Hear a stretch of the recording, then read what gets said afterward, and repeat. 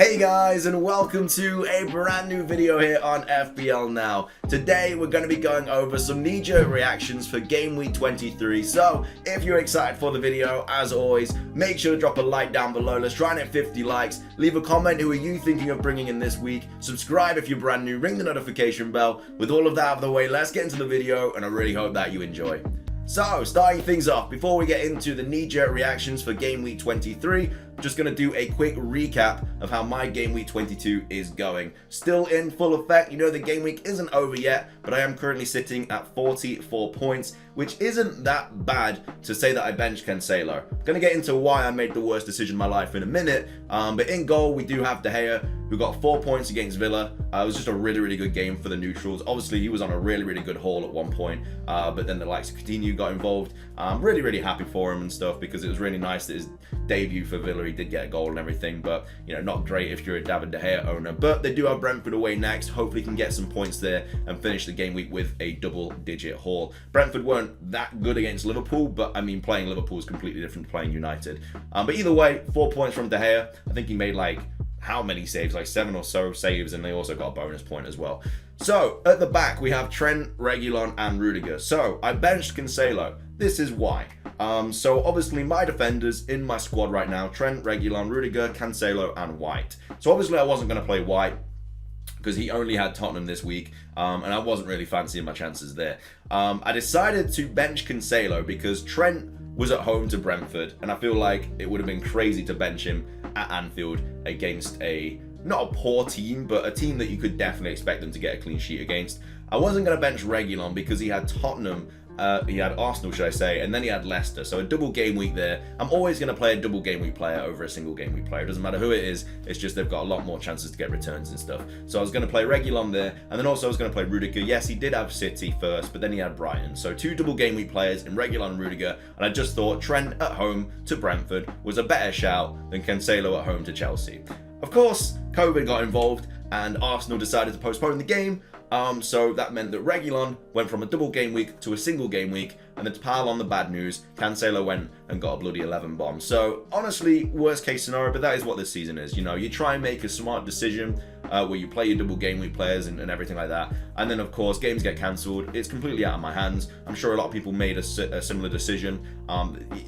Obviously you're angry, you're annoyed, because you know, if I knew that the Spurs game was going to get cancelled before the deadline, no way in hell would I play Reguilon over Cancelo. I just wouldn't have done it.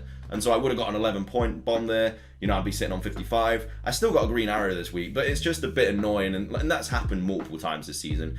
You can't do anything about it. It is just how FPL is at the moment. It is really infuriating. But I know I'm not the only person it's happened to. But yeah, really unfortunate there. So I do have Cancelo on my bench. The only thing that I can hope is that for whatever reason Reguilon doesn't play, and then justice is kind of served and I do get my Cancelo points, but I don't think that's going to happen. He's the only player in my team left that could miss out to bring Cancelo in. Either way, in midfield I have Rafinha, who got 6 points, a nice little assist. Could have had another assist as well, but the goal was chalked up, I think, for offside or something. I don't know. It should have stood, and I'm not just saying that because I wanted my Rafinha points, but I think it should have stood. It was going in anyway. Gray, I mean, yeah, getting beat by Norwich 2-1 now. They have sacked Benitez. I really don't know what to do with Gray now. It depends on who the manager is that comes in, but yeah, I'm probably just gonna not play him, and I'm probably going to get rid of him to get Salah back in down the line, because I just think Everton players are all over the place at the moment. Bowen, who scored again, should have had another goal as well. Missed a sitter at the end of the game. But yeah, what a game that was. West Ham Leeds, really good game to watch as a neutral. And then Jota, 3 points. I mean, I was really expecting a goal there against Brentford at home, but hopefully he comes back next week. I think they've got Palace, so hopefully he can get a return there. So I've got Josh King captain. Again, I'm not just saying this, but I was so close to bringing in Fernandes over Rafinha and captaining Fernandes, because I was taking out Salah this week regardless, and I just didn't know whether to bring in Rafinha or Fernandes. And I went with Rafinha because he has Newcastle next week, and there are also whispers that there's going to be a double for Leeds and Villa next week. And I thought, I may as well hop on the train early. You know, he could always score against West Ham, and then I've got him for next week's double. Also, I'm not a huge fan of how Bruno's been this season. You know, he's just not been getting any returns at all. And I thought it was way too much of a punt to bring in Fernandes and give him the armband. Because I did that earlier in the season when I brought Havertz in when they had Norwich at home. And I gave him the armband, and that's a week that really hurt me. So yeah, I decided to bring in Rafinha instead and put the armband on Josh King. King had a bunch of chances, by the way. Cannot find the back of the net to save his life. Really annoying to watch that game. And then Watkins with 2 points. And then Antonio also getting a nice little assist as well. And then on the bench, we do have Cancelo and Foden with 11 and 3 respectively. So not a terrible game week. I do still have a few players left, like De Gea, Reguilon, Rudiger, and my captain King to play, as long as the Burnley game isn't called off, which, you know, it probably will be at this point with how FPL is. I'm not kind of getting my hopes up. But I mean, a lot of people captain Ronaldo this week. He didn't even play. He's obviously still got Brentford away next if he does come back midweek. So he could easily return in that game. So it's been a bad game week for everyone, to be fair. Well, not a bad game week, but everyone's been unlucky. But anyway, that was my Game Week 22 team. Let's go over some knee-jerk reactions for Game Week 23 as they stand right now. Surprised that a lot of people haven't actually brought in Fernandes. Like, he did get a price rise, but he's not on like the top 5 most transferred in players, which I completely understand. Like, next week he's got West Ham, and as well as that, his numbers are terrible this season. Like, well, they're not terrible, but you know, since Ronaldo was introduced, you know, he's off penalties, he's just playing a lot more deeper, you know, he's not getting us forward more.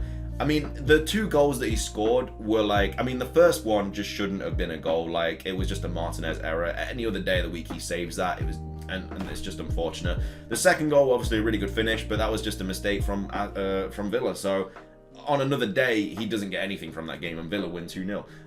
But it's just how football plays. But Coutinho is the most transferred in player. Now, I don't know if that's because a lot of people think that they've got a double game week next week, which again is not, I think it's quite likely that Villa get a double next week, but again, don't make any transfers until we hear news and stuff. But yeah, Coutinho apparently might have a double, which is where Watkins might be a little bit more of a shout as well. And then the likes of maybe even Digne, Cash, any of these players. But then Leeds as well might also double up. So if Bamford is back, could be a little option as well. But yeah, Coutinho, most transferred in player with 240k people bringing him in. Bowen still shooting up the ranks. I mean, he's just scoring every game week. I think you kind of need him in your team, especially with the fixtures that Bowen has coming up as well. Like, he still has, okay, he's got United next week, but then he has Watford, Leicester, and Newcastle. So really nice fixtures there. And then, I mean, it's a tough one after those, like, because then he has Wolves, Liverpool, Villa, Tottenham, Everton. I mean, it's an okay run of games. I think he's a hold, to be fair. Like, I don't think I'll ever need to get rid of Bowen. You know, I feel like he's very much stapled into that West Ham game with the form that he's on, and I don't know, I think that he's just, I don't think you need to get rid of him. De Bruyne is another player that a lot of people are bringing in, which I am not surprised at. You know, he's been getting quite a few returns lately, and they've got really nice fixtures coming up. I personally wouldn't bring in any City players at this moment in time, just simply because they don't have any doubles coming up, and you're going to want to save your free transfers for all the double game week players. Even though the fixtures are like really nice in Southampton, Brentford, and Norwich, and especially in that Norwich game. But at the same time, will De Bruyne in one game week outscore a similar midfielder over 2 game weeks? You don't really know. So I understand a lot of people are getting rid of Salah for De Bruyne this week, which I completely understand, because there's not really that many other options. But again, there might be some more double game weeks announced this week for game week 23. So just hold off on those transfers. But yeah, City have no games in hand. So if you have City players now, then that's okay, but I just wouldn't really bring in a City player on a transfers right now, just because, like I say, they don't have any double game weeks.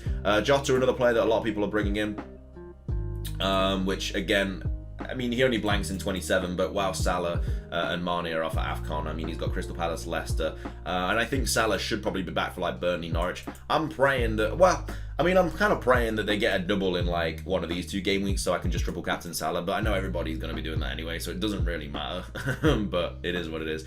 And then Saint Maximin as well, who I think is like the 3rd highest scorer for points in like forwards this season, which is just under the radar. He just keeps scoring though. He's only 6.6 mil. I think it's because he plays for Newcastle, and nobody really wants to bring in any Newcastle assets, but he's generally a good little player to kind of bring in at the moment. He's just very injury prone, so you don't want to bring him in then the next game, and then the next game he's just injured. But they are the top 5 most transferred in players this week. The top 5 most transferred out players are basically just all players that have injuries, to be fair. Like Son, of course, he was going to get transferred out loads this week. A lot of people are taking out Son for De Bruyne as well as Salah for De Bruyne, so you know, it's just because they're around that price range, which is another reason I'm kind of surprised that Bruno isn't around here. Like, Bruno is one of the most transferred in players this week, but he's not as transferred in as the likes of De Bruyne and stuff.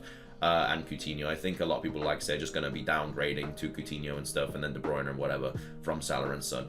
But yeah, again, just injuries this week. There's not really much to talk about. Obviously, Salah's at AFCON, Son's got injured, James is injured. There's not really too much to talk about there. Smith Rowe has a groin injury, but again, do you really want to be bringing in Arsenal players when they have 2 blanks? I personally think that it's okay to bring in an Arsenal player because they will have quite a few doubles coming up, and they do have some nice fixtures kind of sprinkled in there as well, like Burnley, Brentford, Watford. You know, they don't really have like a really tough fixture coming up. I mean, Wolves they probably won't score against, and Villa will be a tough one. But apart from that, like they've got a nice run of games. That's another reason I bought White in as well, just because I'm not going to be playing him every game week, but you know, I'll play him against Burnley at home if he's obviously fit to and doesn't have COVID or whatever. And then Mount, another player that a lot of people have transferred out. I mean, a lot of people brought him in for a double game week this week. I don't know why. He had City and Brighton, and then he obviously has Tottenham next week, and then he blanks 3 times in the next 4 game weeks. You should not be bringing in Chelsea players. It doesn't matter, you know, you don't bring in Chelsea players when they blank 3 times from game week 24 to 27. Just don't do it. Obviously, if you're on a free hit, then yeah, that's fine. There's nothing wrong with bringing him on a free hit this week. But yeah, a lot of people just brought him in as a transfer, and I don't know why. I just, when they've got that many blanks, just don't bring in Chelsea players. But they'll have a lot of doubles to make up for, obviously, like after those game weeks. Then yeah, you know, bring them all in because you know they're gonna have so many doubles. But yeah, anyway, that's gonna be everything for the knee-jerk reactions for game week 23. I hope you guys enjoyed the video. If you did, make sure to drop a like down below. Let's try and hit 50 likes. Leave a comment. Who are you thinking of bringing in this week? Subscribe if you're brand new. Ring the notification bells. Everything from me. Have a fantastic rest of your day, and until next time, peace.